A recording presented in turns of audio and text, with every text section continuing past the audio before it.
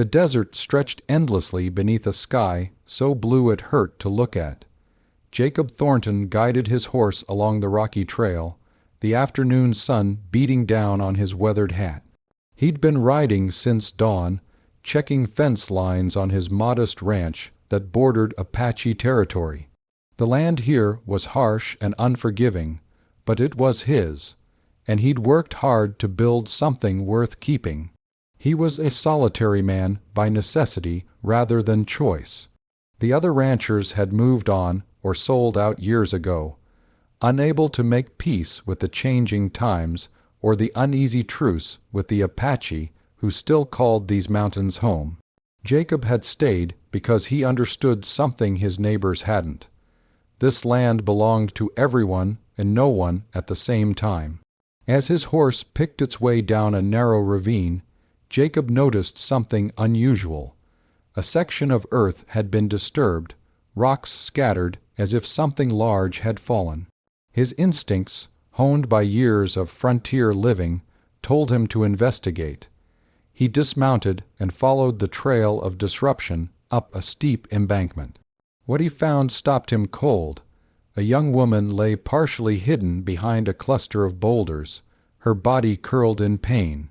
But this was no ordinary woman. She was enormous, easily 8 feet tall even lying down, her frame proportioned like any person's but scaled to an impossible size.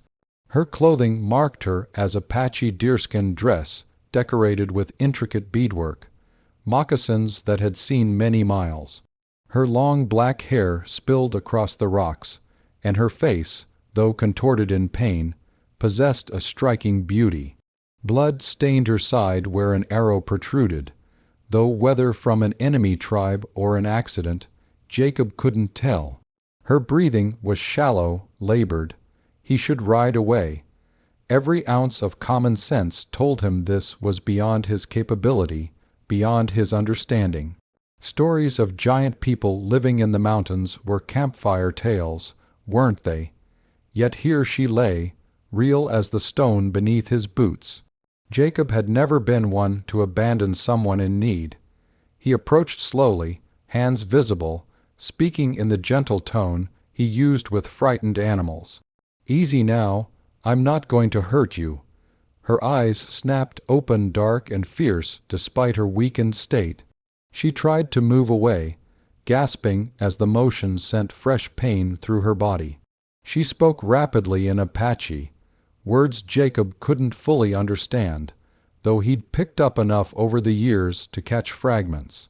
"Warning, danger, go away. I know you're scared," he said softly, "but that arrow needs to come out, and you need water. Let me help." She studied him with eyes that held both suspicion and intelligence.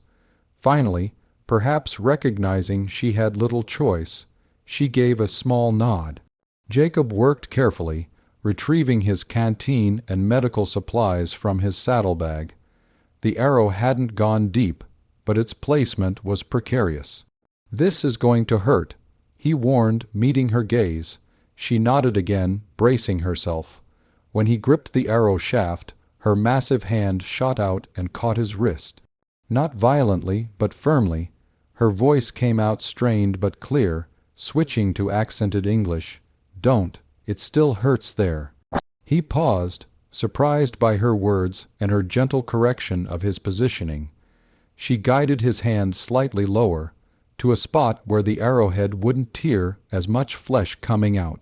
She knew her own body, understood the injury better than he could guess. Smart, he acknowledged, on 3, 1, 2. He pulled on 2, a trick he'd learned years ago. The arrow came free with a wet sound, and she bit back a cry that would have echoed across the canyon. Tears streamed down her face, but she made no other sound. Her courage impressed him deeply. Jacob worked quickly, cleaning and binding the wound with strips of cloth. Her size made the task surreal. His hands looked like a child's against her arm when she steadied herself against him. When he finished, he offered her water. She drank deeply, then met his eyes. "Why help?" she asked simply. "Why wouldn't I?" She almost smiled at that, though pain shadowed the expression. Most white men, they shoot first, or run. You do neither. I'm not most men. He settled back on his heels. I'm Jacob. My ranch is about 5 miles west of here. What's your name? She hesitated, then answered. Nashota means twin in our language, though my sister. She trailed off, pain of a different kind crossing her face. You don't have to explain. Jacob glanced at the sun, measuring the remaining daylight. Can you walk? I can't carry you, no offense, but my horse is strong. We can get you somewhere safer before nightfall. Nashota struggled to sit up, and Jacob instinctively moved to help, supporting her shoulder. Even sitting, she towered over him. She tested her weight, wincing but managing to stand with his assistance and a steadying hand against the boulder. Her height was dizzying up close. He barely reached her chest. My people's camp, not far, she said, gesturing northeast. But dangerous for you. They are angry. White soldiers attacked us last month, killed many. Jacob's jaw tightened.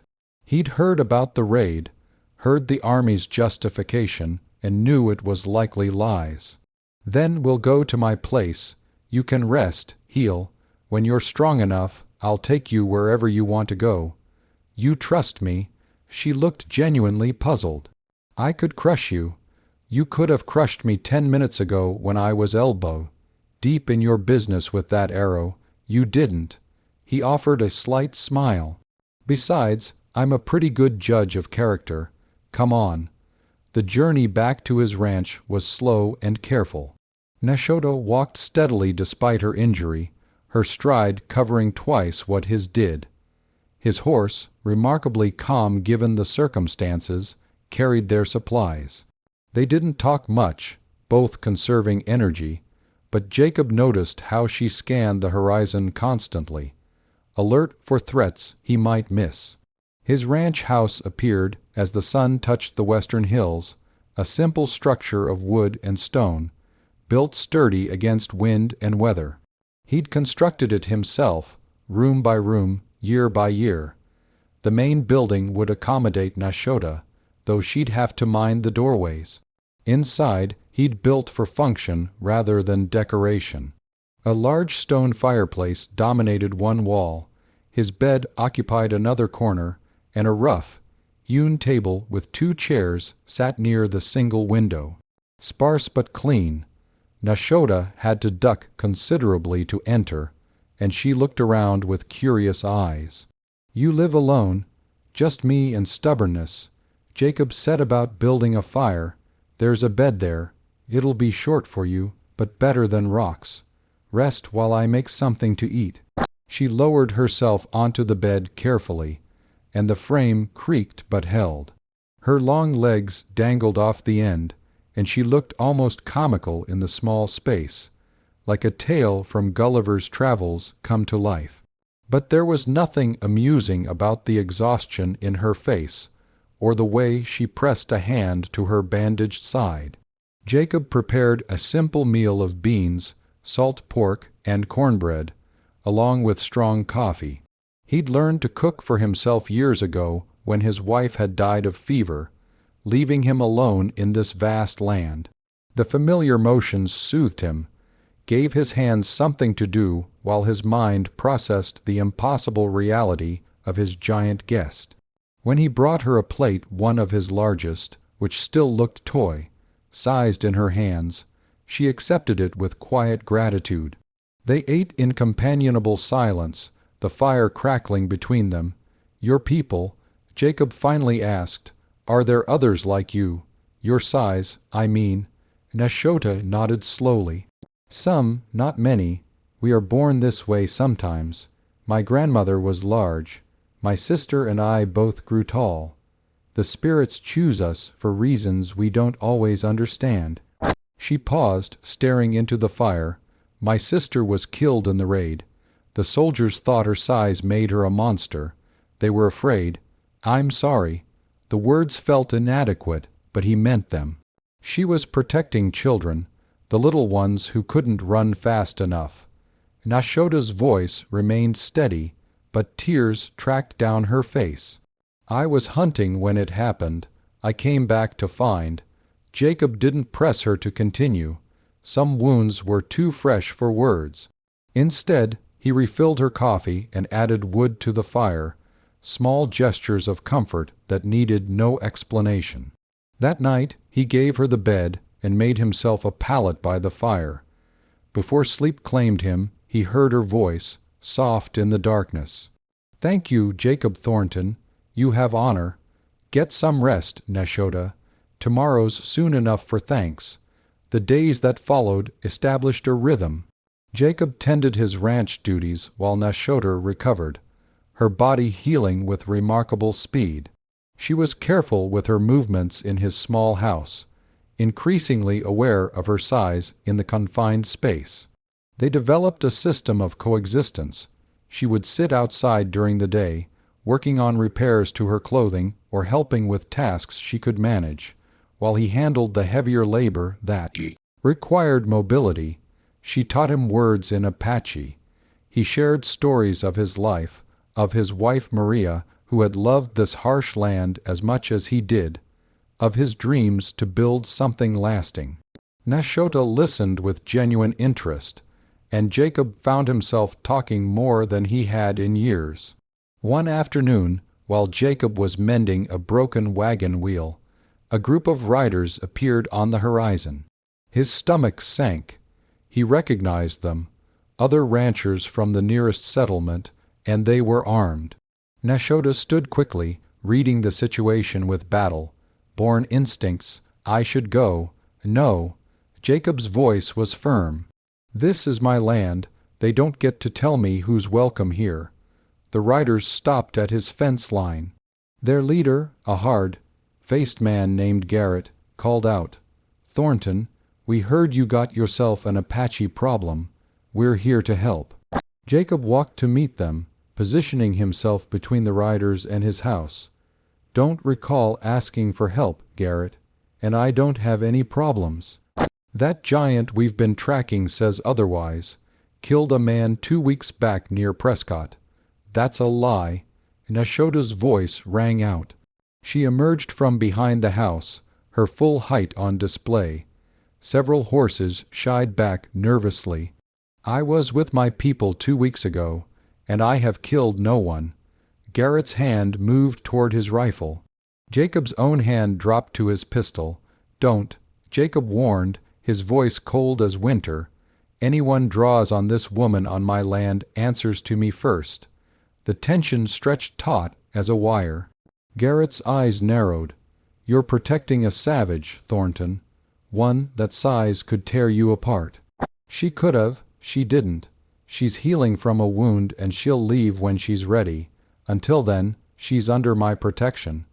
The territorial governor is 100 miles away and has no jurisdiction over who I take in on my own property."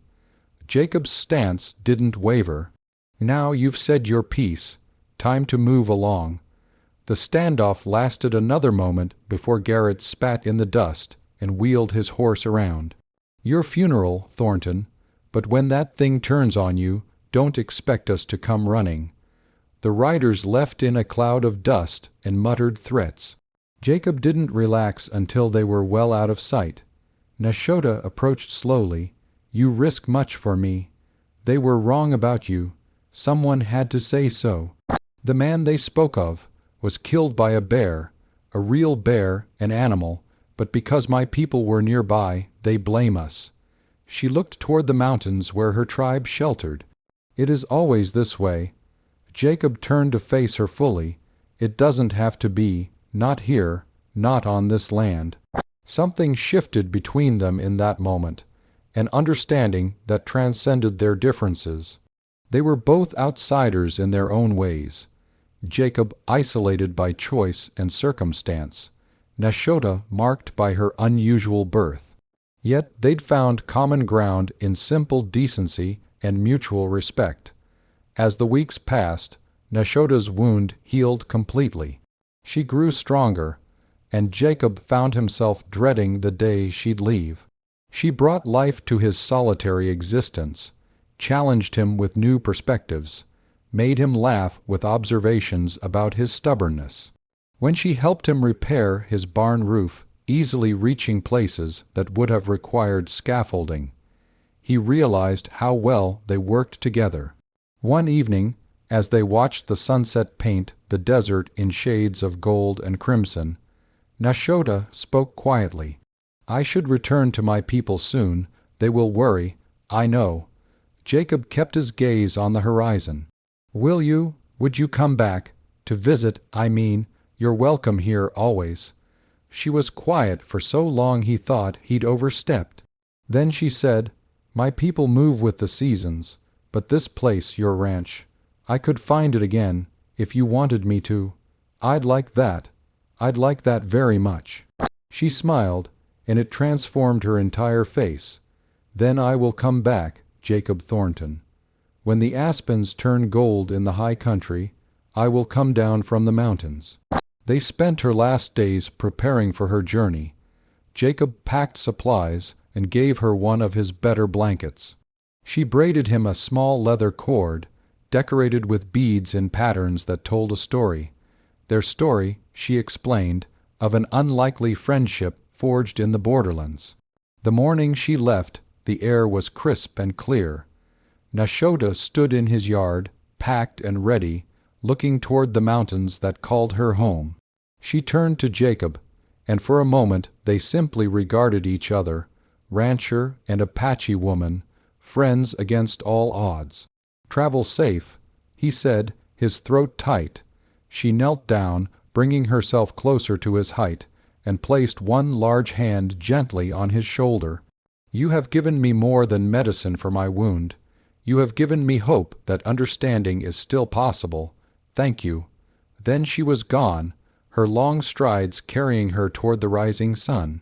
Jacob watched until she disappeared into the landscape, becoming part of the mountains themselves. The ranch seemed emptier without her, but not lonely. Not anymore. As he returned to his daily work, he found himself looking forward to autumn, when the aspens would turn and a remarkable woman would come walking down from the high country. Because some friendships, he'd learned, were worth waiting for. Some connections transcended the boundaries people tried to draw between each other. And sometimes, the most profound thing you could do was simply help someone when they said, "Don't. It still hurts there," and trust that kindness would be remembered and returned. The desert wind blew across his land, carrying with it the promise of seasons yet to come, and Jacob Thornton smiled. Claude is AI and can make mistakes. Please double-check responses.